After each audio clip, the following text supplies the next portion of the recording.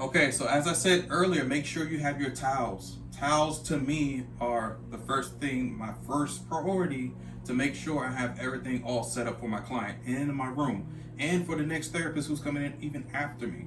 So you never want to leave a room where it's like, damn, I'm looking at the hot towel cabinet, there's no towels in the inventory room or your stock room. Yeah, you're kind of fucked. Actually, you probably might need to use sheets. And if you don't have sheets, if they didn't do the laundry, you're gonna have to use paper towel. If they don't have paper towel, you're gonna have to use your Kleenexes. If you don't have Kleenexes, you may even have to use their shirt or just say apologize. Hey, I don't have anything to properly wash off the scrub or cleanser. Is it okay if I use an extra shirt? If you have an extra t-shirt in your car, I highly recommend you carry extra napkins, towels, shirt, whatever in your vehicle just for those instances, please. All right, so now that we have towels, thank God, because there's gonna be a time when you might not have it. It's not gonna happen all the time, just be prepared. I have 3 towels. 1, 2, 3. 3 is all I need.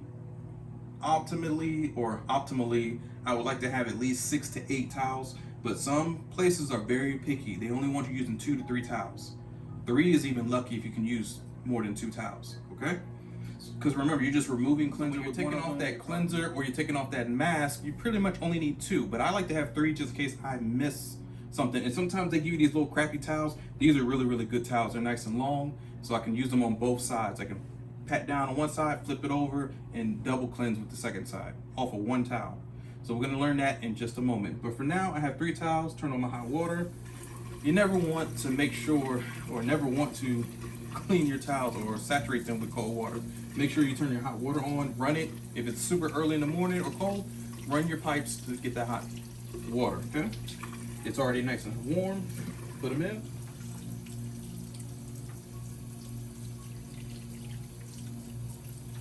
Make sure you saturate them real good.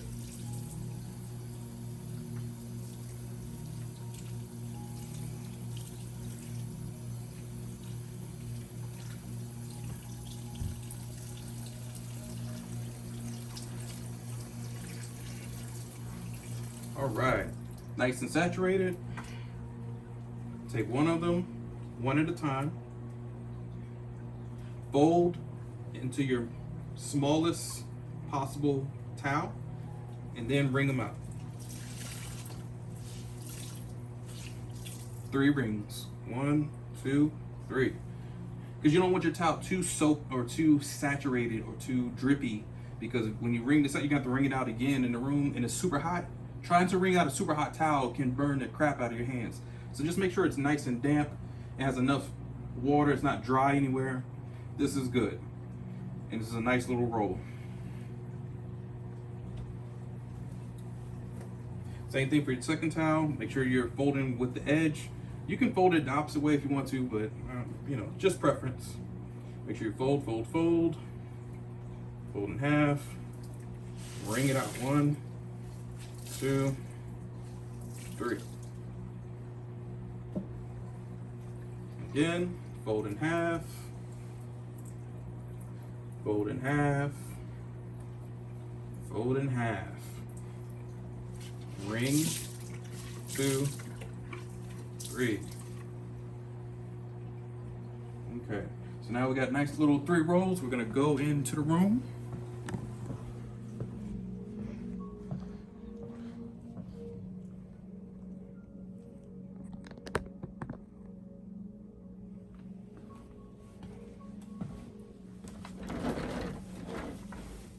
And I'm gonna put them in my hot towel cabbie. The hot towel cabbie, or hot towel warmer, steamer, whatever you're gonna call it. We just call it a cabbie because it holds things like a cabbie. When you, never mind, you know what I'm talking about. Line them up nice and neat so that they're easy to grab when you come in. Because if you have them all bunched up and it's hard to grab them out. And sometimes when you grab them out too abruptly or they stick to this metal surface, this thing comes out. And this can drop very, very easily. See how this is a nightmare. So if you grab this too fast, your whole towels are gonna come on the floor. This metal makes noise on the floor. So your client is sleeping, it's gonna be a total nightmare. So please, I prefer preferably put them on the bottom, but I'm gonna stack them later for the next therapist, okay? But normally I'm always at the bottom so I don't pull on this top because it's flimsy. It's super easy to come out, okay? Be careful. That's your hot towel warmer, all right?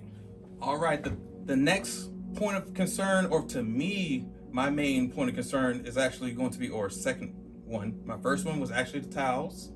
The second one, remember, it's always to make sure your steamer is operational. If your steamer is not operational or mission capable, hey, you're in the world of hurt.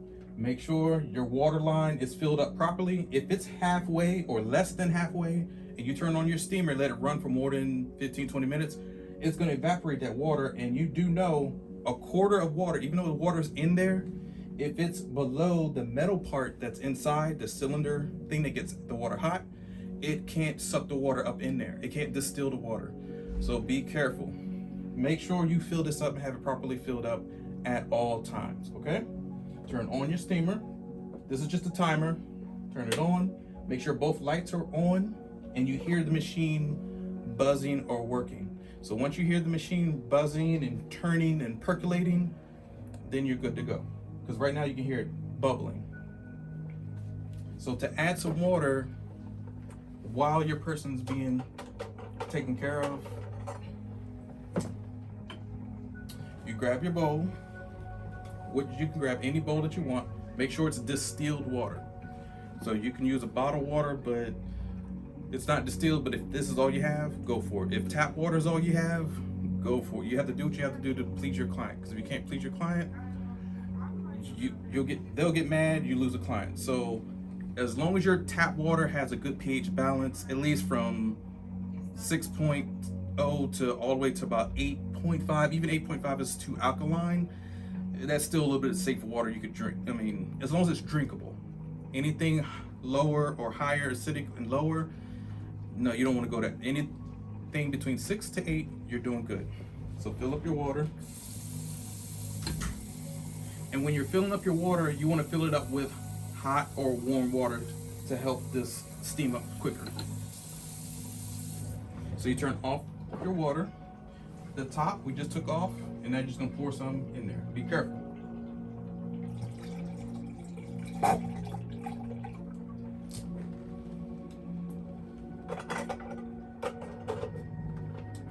All right, so now that you've refilled your water on the fly and it's still on, you didn't turn it off, taking this off while it's hot, you're gonna burn, third-degree burn your hand. Don't ever do that. Like, seriously, I don't care if the client wants you to do that. No, just fill it up from here. That's why they have this, so you don't take this part off, okay? So from there, and the steamer's working, make sure the steam comes out of the nozzle, you're doing good. We're now gonna get into the other areas of what I have in my setup, okay?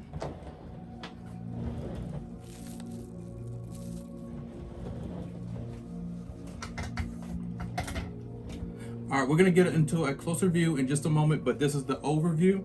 I always have my mask. Make sure you have your mask no matter what. Even if somebody says, hey, you know, it's okay for you not to use your mask, still have it with you or on you just in case. You don't want any problems. Have your mask. In a pinch, let's just say you have a shirt and you don't have your mask, just do what you have to do to improvise if you don't have it, okay? Make sure you have some Kleenexes for people to blow their nose, they crying on your table, because you are their healer, you're their therapist for everything. You're their mama, daddy, lottery, all that good stuff, because hey, people like to cry on the table because this is the only place that they can go to vent. So other than that, make sure you have your gum. Your gum is your lifesaver. Gum, can't have stink breath if you're gonna talk over clients. Make sure you have some extra water for them, just in case they get thirsty or too hot from the steam, cool them down. Make sure they have a hair wrap. The hair wrap covers their hair just in case they had a keratin treatment or got some sort of attachments for their hair. You don't want to sweat out their baby hairs, all that good stuff. Make sure you have a hair wrap. Clean water bowl. Aromatherapy to calm them down, shut them up, make them go to sleep. And you can also do a scalp treatment with this as well. A hair clip or tie if you don't want to use your hair wrap, the bigger ones. Sponges, gloves. This is your dirty water bowl or your cleaning bowl. extra sponges, little Q-tips just in case water gets in your ear and all that good stuff. You have some Q-tips here. Like I said, gloves. You have your soap, your CBD soap, which is great. Extra bowls. I normally always have 3. Can't go wrong with 3. You have your calming balm, your cooling gel for your chemical peel. You have your tongs for dipping in if you don't want to double dip and contaminate. You have 2 different sizes. You also have your extractor tool. This extractor tool has a lancet, so you take it off, and it has a lancet. You just poke into the skin if they have trouble areas like ice pick acne, cystic acne, and just stubborn milia or bumps that are really hard and jelly-like. You gotta pop them. Oh, dang. Oh, okay, let me stop doing that. Anyway, close it back on there, and you can buy these. I'm gonna give you a link in the description when we close out the video, or during the video you can just scroll down. It's in the description below. Just click on the description or show me box. It'll show you where you can get all of these items. Okay. Fan brush of your choosing. Make sure it has nylon bristles. Nylon bristles to handle chemical peel. Chemical peel can turn these bristles to white, black, orange, blue. It will turn the colors, but not nylon. Nylon is synthetic. Okay, but it's still good for the skin. It's not bad. It's like vegan safe, you know, ovo, lacto, vegetarian, and all that shit. So anyways, your dermaplaning blades with the handle, make sure you have it. Also make sure you have extra blades, not just one. I just have an extra one. I normally have 2 to 3, maybe even 4, because if somebody gets a facial, you never know if they want their daughter to have a facial, their son to have a facial, their mom and daddy and alien and everything. You need to have extra blades. Skin pen. My skin pen have extra cartridges, at least 2 to 3. Turn it on. Oh yeah. Open that skin up so that peel can go down deep and, you know, all good and such like. Anyway, chemical peel. Because remember, you'll do extractions. You're going to go ahead and dermaplane. You're going to go ahead and skin pen, and then you do chemical peel. Because your chemical peel is going to go way down in there and really get all that craziness out of there and give you that new skin. Outstanding. Let's move on to some hyaluronic acid. After we do all the skin pen, we calm the skin down with ice water and all that good stuff. You see many videos on that. We now use hyaluronic acid. It's water loving. It loves to hydrate and plump our skin up and make it dewy, glass skin, flawless. Let's move on. Now we're using a lighter version of our CBD oil for the face. If somebody doesn't want it to be super saturated and they're so super scared of CBD and oh my God, I'm gonna pop on a piss test, I'm gonna lose my job and career. No, you're not. That's just asinine. That is really, really crazy thinking. For one, it's only gonna go into transepidermal layers of our skin. It's not gonna go into your bloodstream to where you're gonna pop on a piss test. Even the most sophisticated mass spectrometer would pick this up, but it's only gonna be at a 0.3%, maybe at 0.2%. It doesn't have THC in it to where it's psychoactive, where it's gonna make you go crazy, like, you know, I don't know.